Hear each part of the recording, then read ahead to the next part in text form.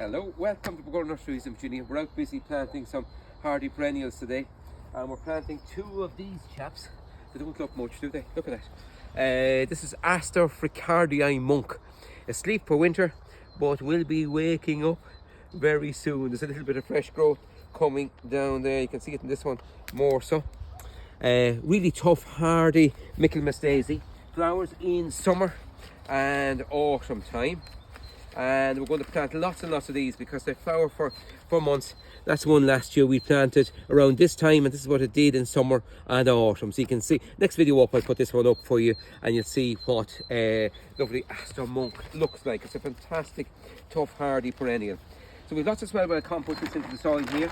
We're going to put a handful of Super Thrive planting fertilizer at the bottom and mix that in there, and in both of the planting holes. Really, I suppose we should have a third one here as well, make a nice little group, but we'll do that off video.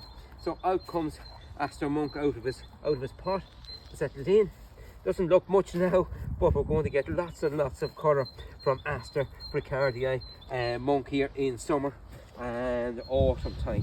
Height, that high, that much of a spread. I'll show you that photo again in a second, and watch for the next video up of our video in full flower last summer and early autumn time.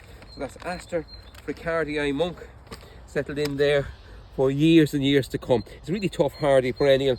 Let's put a couple of canes there to make sure we know where they are. We've been pruning back some hydrangeas here, and grab a couple of stems of hydrangea here just to push it in place and highlight. Oh, they're there before we walk on them, like I've just done on that pot there.